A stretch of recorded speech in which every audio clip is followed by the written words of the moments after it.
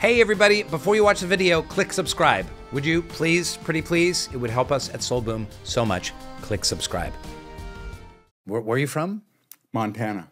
And you grew up like climbing trees and eating bears? What happened out there? It was Montana, small farm, small town, no internet, 2 channels on TV, national magazines at the time, but no national newspapers. So no idea that life was possible outside what was being seen right there in front of you. That's a positive in some ways. It sounds How kind do of you idyllic. mean? It sounds idyllic to me to be like in climbing trees and picking apples, playing 8-man football with my buddies, and the only news I get is from like a Reader's Digest or like a Time magazine from 3 weeks ago. That like, does sound idyllic because you own yourself. Everything you've gone through has given you a sense of self and a sense of ownership and agency. You can choose to be in the place of idle, or you can choose to re-engage with the world and do another job. You know, be here doing this. Take me there from Montana to getting so far off the track that you had to find a spiritual solution. What happened in between? I know there was an accident, a car accident at 15. That was pretty seminal. It was your development. It was a watershed moment. Up to that point, I was, I was on the varsity football team. I was dating the cheerleader. I could see myself.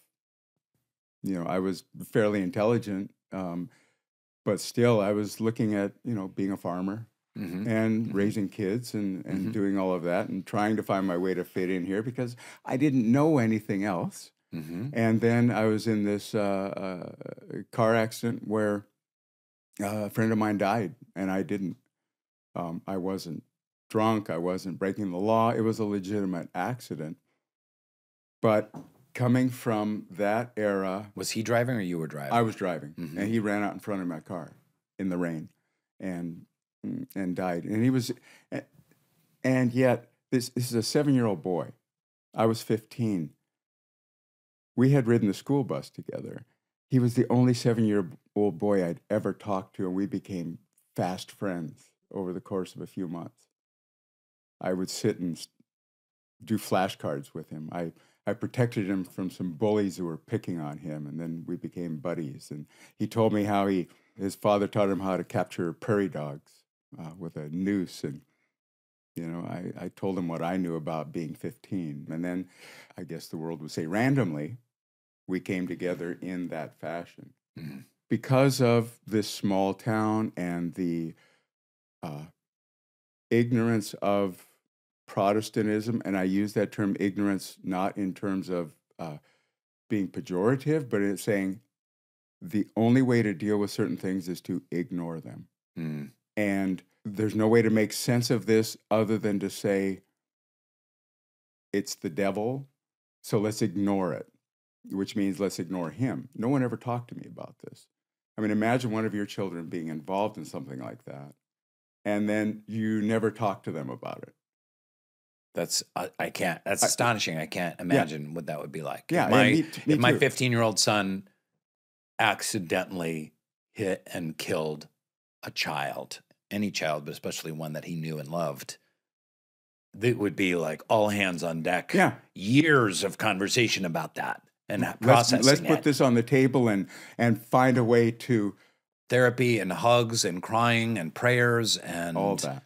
Constant conversation. So I had one of my father's cousins wrote me a letter about it. And my friend Stan Frank, who was 3 years older than me, ended up becoming a cop in Billings, Montana. He talked to me about it. That was it.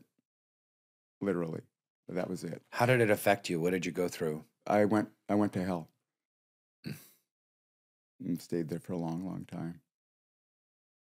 And just as our experience of the world is based in our consciousness, hell is an experience of in our consciousness, with our consciousness that says we're not worthy of being here, but I don't know how to leave. And I tried to leave, and I couldn't. You know, I tried a couple of times to take my own life, and